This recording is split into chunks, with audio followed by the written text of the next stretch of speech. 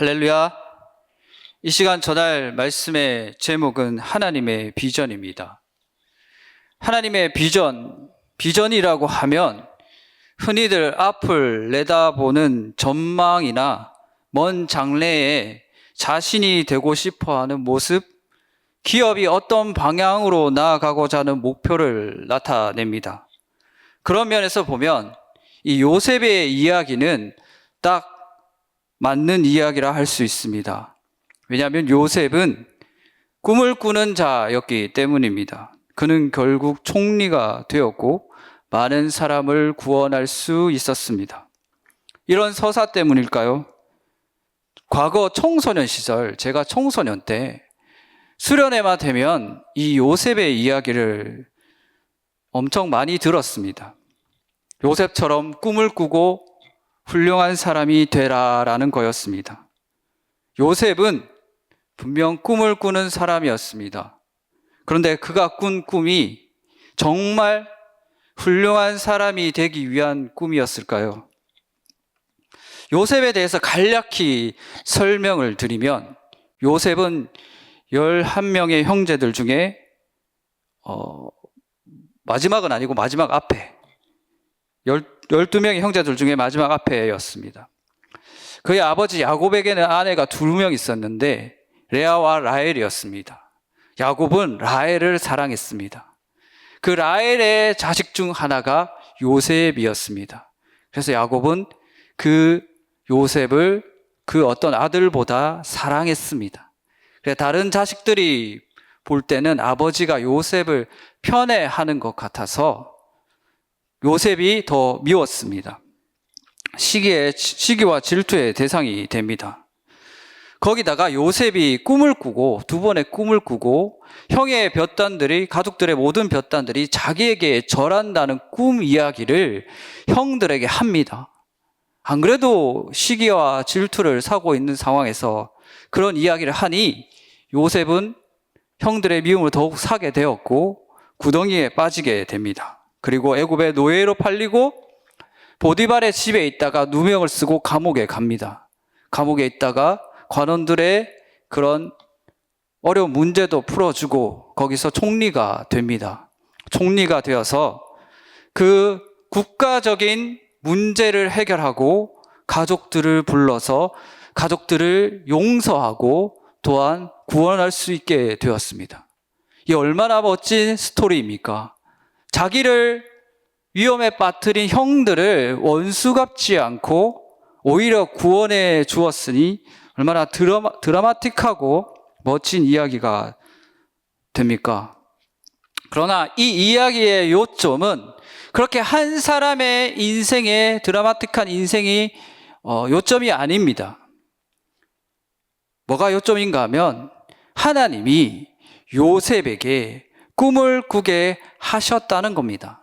요셉이 스스로 꿈을 꾼 게 아니라 하나님이 요셉에게 꿈을 꾸게 했다는 겁니다. 하나님이 요셉에게 꿈을 꾸게 했다는 것은 하나님께서 요셉에게 미래를 보여줬다는 이야기입니다. 이렇게 되면 완전히 다른 이야기가 됩니다. 내가 계획하고 내가 원하는 그런 삶이 아니라 하나님이 계획하시고 하나님의 주도로 이끌어간 이야기가 됩니다.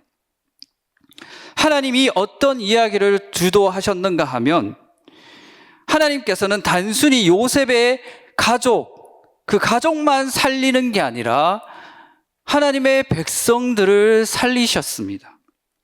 그것은 이미 요셉의 증조 할아버지인 아브라함에게 하신 약속이었습니다.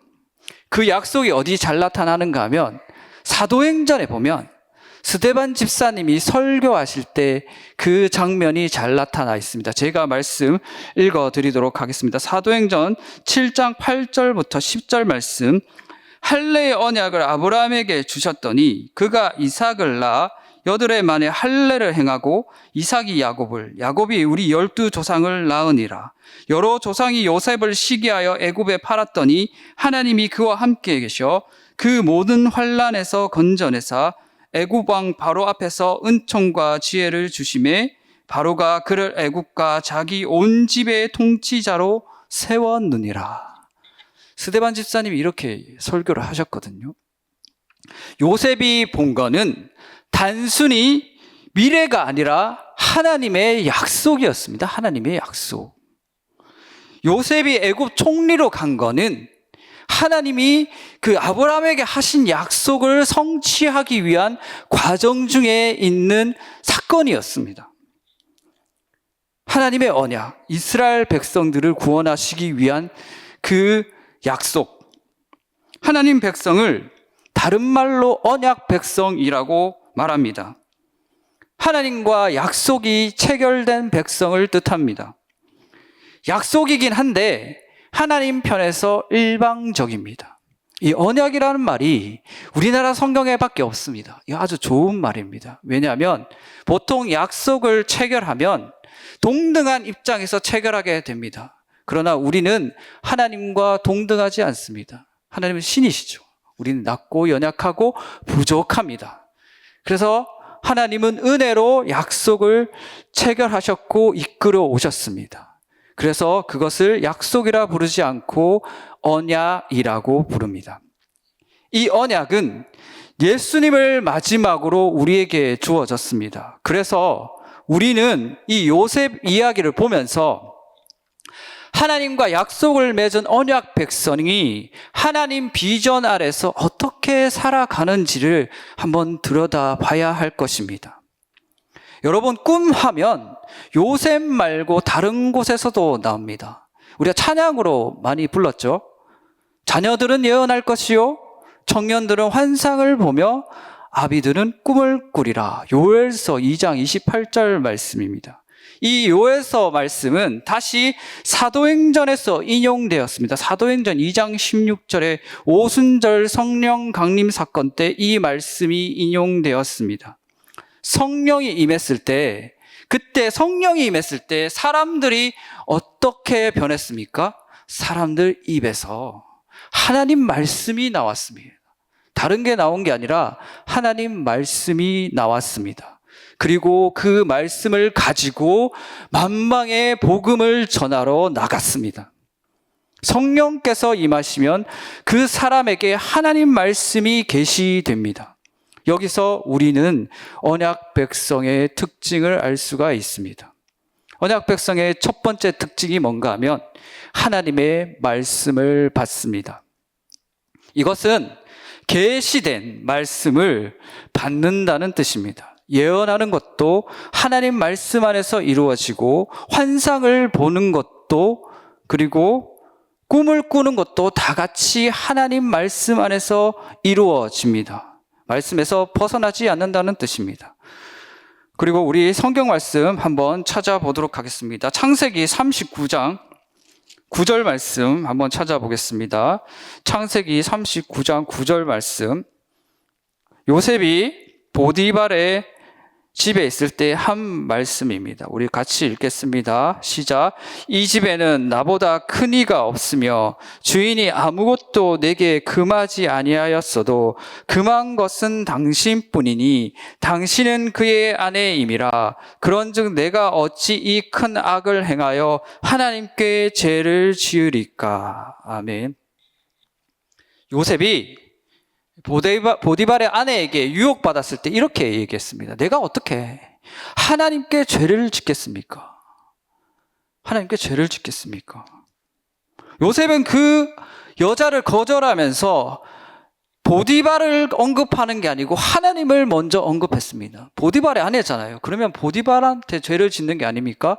그런데 그렇게 얘기하지 않고 하나님께 어떻게 죄를 짓겠습니까? 라고 이야기했는 거는 요셉의 마음과 머리에 하나님 말씀이 있었기 때문에 그렇게 고백을 한 겁니다. 이게 언약 백성의 특징입니다. 하나님 말씀을 지켜야 한다. 이 말을 들으면 어떤 사람은 하나님 말씀 지키세요, 지키세요 하면 어떤 사람은 어떻게 듣는가 하면 법을 지키거나 도덕적으로 지키는 거라 이렇게 듣는 사람이 있는가 하면 어떤 사람은 하나님 말씀을 지켜야 하는 것을 어디서 찾는가 하면 나와 하나님과의 관계에서 찾습니다. 나는 하나님께 속한 사람이다.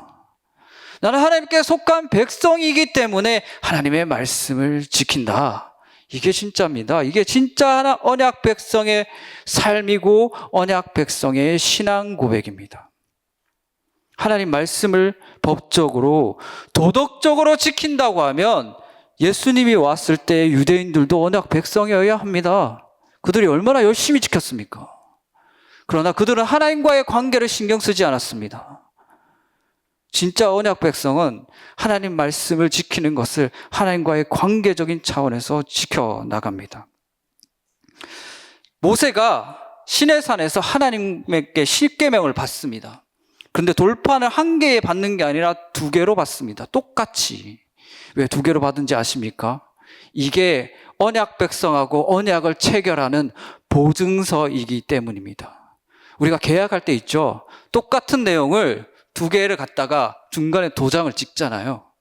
하나님과 하나님 백성이 그렇게 보증을 합니다. 그래서 진짜 하나님의 백성은 하나님의 말씀을 보증서로 이 마음에 가지고 있습니다. 이 보증서로. 이것을 예수님께서 신약에서는 뭐라고 얘기했는가 하면 요한복음 15장 7절에 이렇게 말씀하십니다. 너희가 내 안에 거하고 내 말이 너희 안에 거하면 무엇이든지 원하는 대로 구하라. 그리하면 이루리라. 예수님께서 이 앞에 포도나무 이야기하시면서 이거를 얘기하셨어요. 내 말이 너희 속에 거하면 너희는 내 백성이다. 그러니 나한테 원하는 대로 구하라. 그럼 내가 들어주겠다. 예수님하고 약속을 체결한 백성의 축복입니다. 축복. 때문에 언약 백성은 하나님의 말씀이 들리고 그 말씀이 마음과 삶에 있습니다. 교회 안에서만 있는 게 아니고 24시간 삶 속에 자리하고 있습니다. 여기 요셉처럼 말입니다. 그 말씀은 요셉의 정체성이자 생명이었습니다. 내가 지금 노예로 팔려왔다고 하더라도 남의 집에서 일하고 있다고 하더라도 아무도 보는 이가 없다고 하더라도 나는 하나님의 백성이다. 그러니까 하나님 말씀을 지킨다. 이게 정체성입니다. 여러분이 말씀을 지키는 거는 그 말씀을 지켜서 내가 무엇을 얻는 게 문제가 아니고 하나님의 백성이라는 정체성에 있는 게 제일 중요합니다. 학생은 학교 가는 게 일이 아닙니다. 학생이니까 학교 가는 거예요. 하나님 백성은 하나님 말씀 지키는 게 일이 아닙니다. 하나님 백성이니까 자연스럽게 나오는 겁니다. 그때 보디발의 아내가 죄를 지으려고 만반의 준비를 했었습니다. 39장 11절에 보면 이렇게 나와 있습니다. 그러할 때 요셉이 그의 일을 하러 그 집에 들어갔더니 그 집 사람들은 하나도 거기에 없더라. 그 집에 아무도 없었어요. 요셉이 죄를 지으면 보디발의 아내가 입을 열지 않는 이상 아무도 아는 이가 없었어요. 그런데 요셉이 어떻게 했습니까? 그 자리를 피했습니다. 하나님께 죄를 범하지 않기 위해서. 이렇게 함으로써 요셉이 받는 축복이 뭘까요? 말씀을 받는 깊이가 달라집니다. 깊이가 다르다는 것은 여러분도 마찬가지인데 하나님 말씀을 들을 때 그 말씀 속에서 만나는 하나님의 깊이가 다르다는 겁니다. 어떤 사람은 이 성경을 보고 지금 설교를 들어도 글자 속에 갇힌 하나님을 만납니다. 그 사람은 거의 반저주 상태에 있다고 할 수 있습니다. 그런데 어떤 사람은 살아계신 하나님을 만납니다. 이건 축복입니다. 축복. 이 저주받은 세상에서 살아계신 하나님을 말씀 속에서 만나는 것은 정말 크나큰 은혜를 입은 축복이라 할 수 있습니다. 그리고 그 축복이 어떻게 구체적으로 주어지는가 하면 하나님의 말씀을 받는 사람은 하나님이 주시는 퍼즐 조각이 있습니다. 퍼즐 조각. 여러분이 하나님의 말씀, 저도 마찬가지인데 하나님의 말씀 받을 때 누가 하나님의 말씀 한 번에 깨달아질까요? 못 깨달아집니다. 모릅니다. 아무것도 몰라요. 그러다가 하나님의 말씀을 지키고 믿음으로 그렇게 살다 보면 하나님이 퍼즐을 줘요. 퍼즐. 그 퍼즐이 다 모여지면 어떻게 됩니까? 나중에 하나님의 큰 그림을 알게 됩니다. 아, 하나님이 이래서, 그 당시에 이래서 나보고 그 말씀을 주셨구나. 그래서 하나님이 나보고 이렇게 하라고 하셨구나. 나중에 가서 깨닫게 되는 거예요. 요셉이 그렇습니다. 요셉이 나중에 총리가 돼서 형제들이 자기한테 와서 식량을 구할 때 그 하나님께서 주신 퍼즐을 모아놨던 퍼즐들이 다 맞춰지는 거예요. 하나님과 동행하지 않았다면, 하나님의 말씀을 붙들고 살지 않았다면 나중에 그 큰 그림을 알 수가 있었을까요? 몰랐을 겁니다. 그런데 요셉은 그 하나님 붙들고 살았기 때문에 그 조각을 맞출 수가 있었어요. 여기까지 인도한 건 하나님이셨구나. 그때 난 잘 몰랐었는데, 뭣도 모르고 하나님만 믿고 의지했는데 여기까지 인도한 건 하나님이시구나. 그래서 요셉은 자기를 죽이려고 했던 형들을 용서할 수 있었습니다. 사람이 뛰어넘는 그런 마음을 가질 수가 있었던 거예요. 창세기 45장 5절 말씀 우리 찾아보겠습니다. 창세기 45장 5절 말씀 우리 다 같이 읽겠습니다. 창세기 45장 5절 말씀 같이 읽겠습니다. 시작. 당신들이 나를 이곳에 팔았다고 해서 근심하지 마소서, 한탄하지 마소서. 하나님이 생명을 구원하시려고 나를 당신들보다 먼저 보내셨나이다. 아멘. 요셉은 이렇게 총리가 되고 나서 형제들을 만났을 때 하나님의 신실함을 맛보았습니다. 거기다가 야곱 또한, 그의 아버지 야곱 또한 자식이 죽은 줄 알았었는데 총리가 돼서 가족들 다 구원하고 그 자리에 서 있는 거예요. 야곱도 인생 말미에 하나님의 신실하심을 맛보았습니다. 야곱이 어떤 생각이 들었을까요? 아, 내가 죽더라도 내 자식들, 그 다음에 하나님의 백성, 후손들, 하나님이 다 책임져 주시겠구나. 야곱 마음에 그런 믿음이 있었습니다. 그러니 그 쩔뚝거리는 몸을 이끌고 하나님께 손을 들고 하나님께 찬송을 했던 거예요. 하나님 마지막에. 이 언약 백성의 축복이 여러분과 저에게 있기를 간절히 축원드립니다. 두 번째로 언약 백성이 나타내는 특징은 고통에 대한 이해입니다. 고통에 대한 이해. 사람은 살면서 누구나 고통을 겪습니다. 태어나면서 받는 고통, 또 그 사람을 낳는 사람의 고통, 어릴 때에도 울고 나이가 들어서도 웁니다. 인생이 고통스럽기 때문입니다. 여러분, 사람이 어떨 때 가장 고통스러울까요? 여자들이 겪는 고통 중에 애 낳는 고통이 제일 크다고 했습니다. 근데 그거보다 더 큰 고통이 있는데 뭔가 하면 배우자를 잃는 고통입니다. 사랑하는 이를 잃는 고통. 갑작스럽게 사랑하는 이를 잃었을 때, 갑작스럽게 사랑하는 이가 다쳤을 때 그 심한 고통이 찾아온다고 합니다. 사람이 너무 큰 고통을 갑작스럽게 받으면 정신이 혼미해집니다. 한동안 모든 일을 못하고 넋이 나가고 아무것도 못하고 절망하게 됩니다. 어떤 이는 너무 상심해서 정신적으로 극복하지 못하는 경우도 있습니다. 충격받으면 질문하게 됩니다. 도대체 왜 이런 일이 나한테 일어나는 걸까? 어째서 나한테 이런 일이 일어나는 걸까? 요셉의 인생은 고통의 연속이었습니다. 그는 사랑하는 이들에게 버림받았습니다. 그 어린 나이에 뭘 알까요? 그냥 꿈만 말했을 뿐인데, 저는 예전에 이 요셉의 고통을 좀 깊게 묵상한 적이 있습니다. 만약에 나라면 그 구덩이에 빠져가지고 무슨 생각을 했을까? 캄캄한 밤에 혼자 있는 나, 형들에게 버림받은 나, 형들이 혐오하고 시기하고 질투하는 표정으로 바라보는 그 눈빛, 시간이 흐를수록 찾아오는 추위와 배고픔, 그리고 짐승 울음소리. 요셉에게 그런 환경적인 무서움보다 더 심한 고통이 뭐였는가 하면 가족에게 버림받았다는 겁니다. 가족에게. 그 가족에게 버림받은 고통은 짐승도 압니다. 짐승도. 요셉이 얼마나 서러웠을까요? 아마 크게 울지도 못했을 겁니다. 그 캄캄한 구덩이에 빠져가지고 짐승들이 올까봐, 사람들이 올까봐, 자기에게 해코지 할까봐 크게 울지도 못했을 겁니다. 여기서 요셉이 붙잡을 것은 하나님밖에 없었습니다. 창세기 39장 2절에 보면 이렇게 나와 있습니다. 여호와께서 요셉과 함께 하심으로 그가 형통한 자가 되어 그의 주인 애굽 사람의 집에 있으니, 그 어린 나이에 요셉이 하나님을 알면 얼마나 많이 알았을까요? 모릅니다. 하나님의 구원, 말씀의 깊이 모릅니다.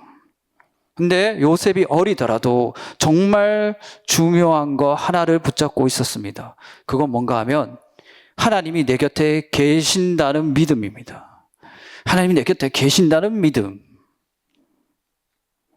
그게 요셉을 고통에서 구원해주는 유일한 열쇠였습니다. 언약 백성은 이 고통 속에서 하나님을 만납니다. 그리고 하나님을 바탕으로 고통을 해석하려고 합니다. 지금 이 고통이 무슨 의미일까? 이렇게 질문해 보지만 고통받았을 때 답을 찾으려고 하면 답을 찾는 경우가 매우 드뭅니다. 답을 내리지 못하더라도 그 고통에 견딜 수 있는 이유가 뭘까요? 이해되지 않고 억울하고 그렇다 하더라도 하나님은 지금 여기에 계신다는 겁니다. 하나님은 지금 여기에 계신다는 거. 고통은 하나님이 나와 함께 하심을 알려주는 정말 좋은 수단이 됩니다. C.S. 루이스는 고통에 대해서 이렇게 얘기했습니다. 하나님은 쾌락 속에서 우리에게 속삭이시고 양심 속에서 말씀하시며 고통 속에서 소리치신다. 고통은 기먹은 세상을 불러 깨우는 하나님의 메가폰이다. 고통 속에서 하나님의 음성을 듣는 것, 하나님 계심을 배우는 것, 그게 언약 백성의 특징입니다. 고통 속에서 세상 원망만 하는 사람이 있는가 하면 어떤 사람은 세상이 줄 수 없는 귀한 것들을 받아서 하나님의 사람으로 변해가는 사람이 있습니다. 만약 요셉이 그 버림받은 고통과 상처로 얼룩져서 낭망하고 좌절했다면 노예로 팔렸을 때 상태가 좋았을까요? 아마 만신창이었을 겁니다. 사람 정신이 망가지면 삶이 망가지게 되어 있습니다.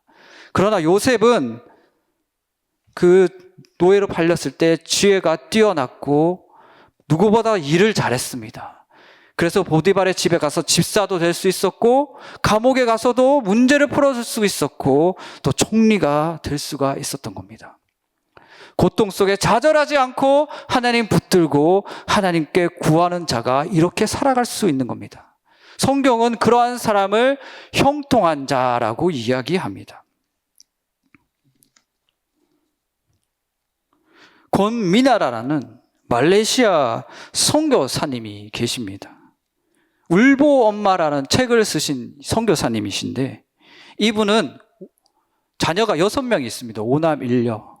그 오남 일녀 중에 한 명이 틱장애가 있습니다.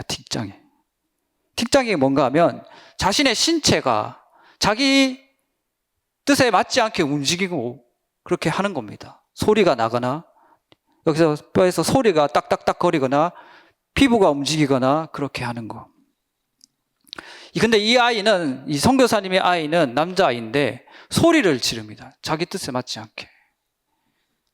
소리를 막 지르다가 목이 아프다고 엄마한테 오면 그 엄마의 마음이 어떻게 되겠습니까? 자식이 그렇게 됐을 때. 무너져 내립니다. 가슴이 무너져 내려요. 너무 아파가지고.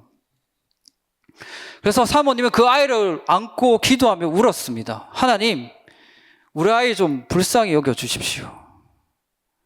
우리 아이가 어떻게 이렇게 됐습니까? 하나님 불쌍히 여겨주십시오. 그렇게 계속 울었습니다. 그러니까 하나님께서 선교사님에게 음성을 들려주셨는데 뭔가 하면 너는 네 아이 하나 때문에 가슴이 아프지만 나는 정말 이 땅에 많은 아이들과 엄마들의 아픔을 듣고 있어 가슴이 아프단다. 하나님께서 이런 음성을 들려주시니까 사모님이 어떻게 대답하셨는가 하면, 하나님, 제가 다른 거는 못해도 그분들과 함께 울어줄 수는 있습니다. 이렇게 말씀하셨습니다. 그때부터 사모님은 그 아이가 이렇게 자기한테 왔을 때 안고 울면서 기도하면서 감사 기도를 쓰셨습니다. 그 감사 기도 몇 개를 소개해 드리겠습니다. 아이가 틱을 시작하고 나서 그동안 내 육아를 뒤돌아볼 수 있어서 감사합니다. 내년에 40, 지금껏 나는 부모에게 사랑한다는 말 한마디 들어보지 못했지만 틱으로 고통받는 내 아이에게 사랑해, 소중해 라는 말을 할 수 있어서 감사합니다. 음성틱 소리가 계속해서 들리지만 나머지 5아이 중 어느 아이도 시끄럽다고 하지 않아서 감사합니다. 우리 아이 틱이 시작되었지 않았다면 이렇게 고통스러워하는 아이와 엄마들이 많다는 사실을 몰랐을 텐데 알게 된 것을 감사합니다. 아이가 틱으로 힘들 텐데도 가끔씩 해맑게 웃어주는 웃음에 감사합니다. 이런 상황에 무슨 감사가 있을까 싶지만 그래도 감사를 찾고자 하니 감사할 게 많은 것이 감사합니다. 비록 마음은 너무 아프고 눈물도 나지만 그래도 감사를 노래했었노라고 이 시간을 추억할 날이 올 줄 믿고 감사합니다. 사모님은 고통에 대한 이해가 남달랐습니다.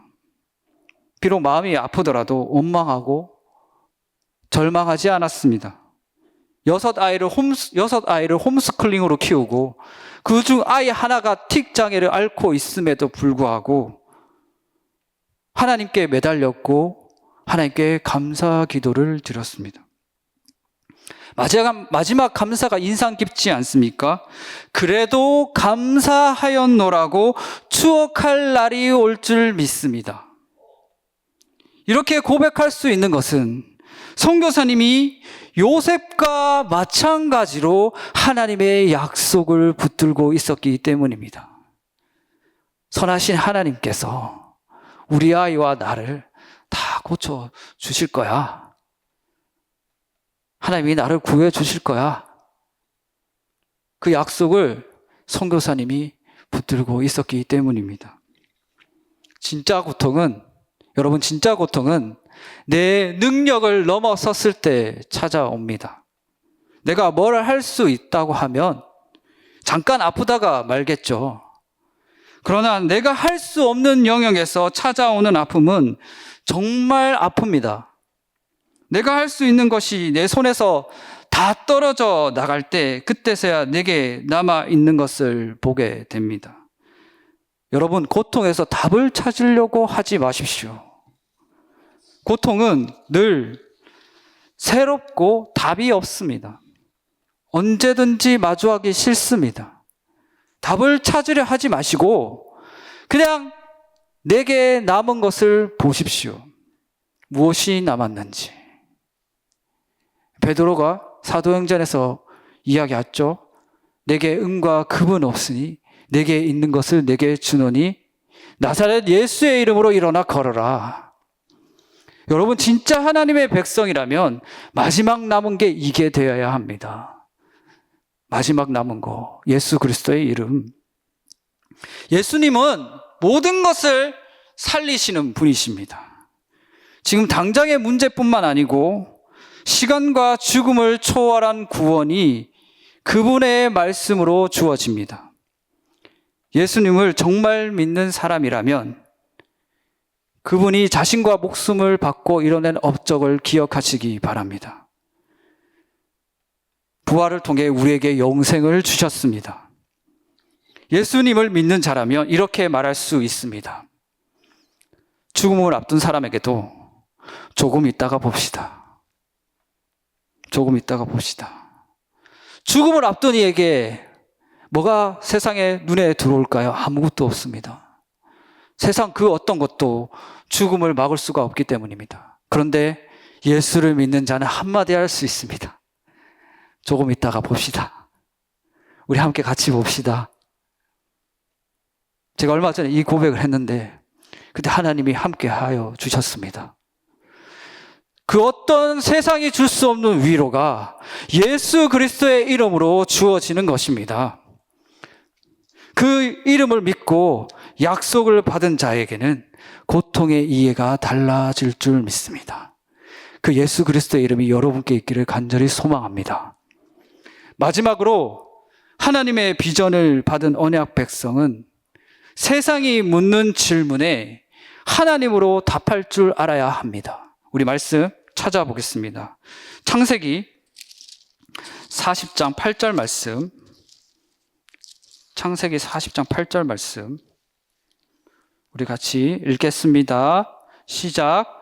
그들이 그에게 이르되 우리가 꿈을 꾸었으나 이를 해석할 자가 없도다.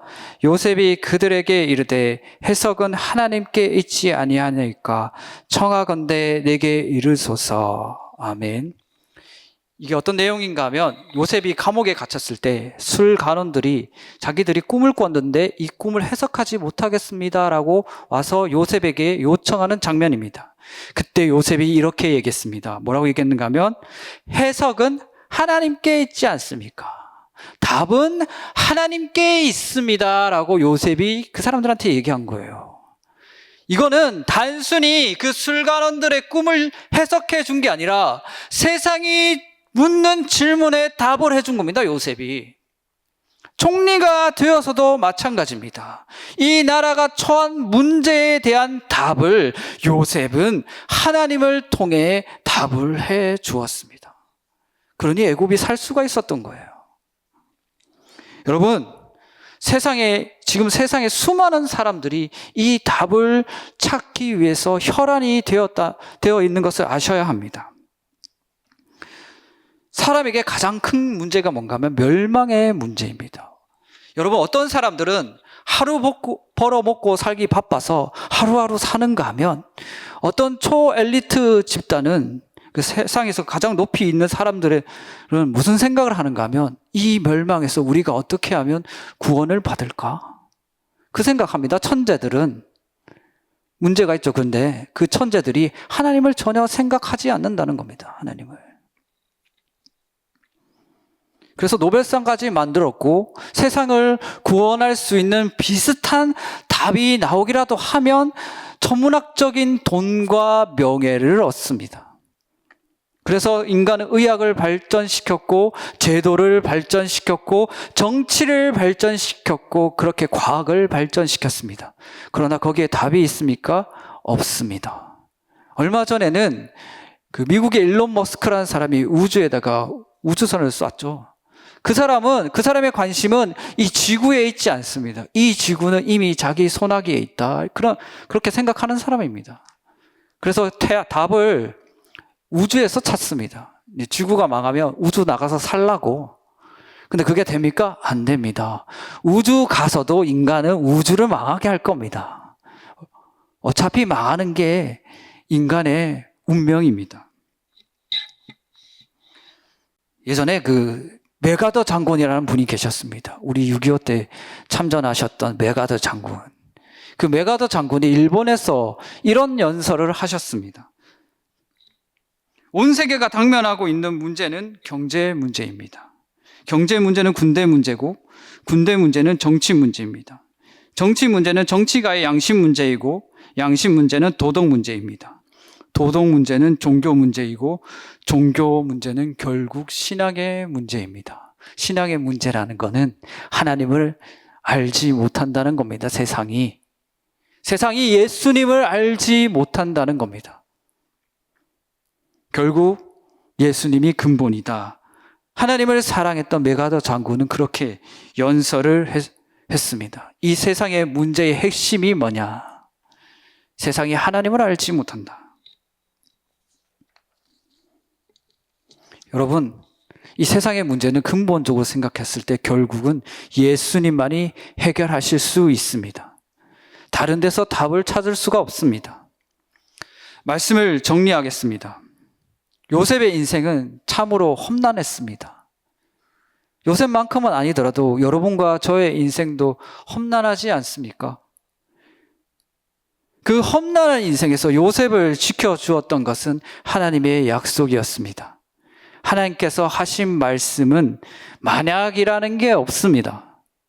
일어날까 말까 하는 게 없습니다. 이미 일어난 거고 하나님께서 말씀하신 거는 완료된 겁니다. 완료. 다만 우리한테 때가 찾아오지 않아서 우리 눈앞에 보이지 않을 뿐이지 하나님이 말씀하신 것은 이미 선언하신 것은 완료되는 겁니다. 그 완료된 말씀 안에서 우리가 믿음으로 초청을 받고 언약 백성이 되는 겁니다. 만약에 그렇게 초청받고 하나님 약속을 믿고 따라간다면 우리에게 어떤 문제가 닥쳐도 어떤 고통이 온다 할지라도 우리는 살 수 있습니다. 그러한 믿음이 요셉이 붙들었던 그 믿음이 여러분께 있기를 간절히 축원드립니다.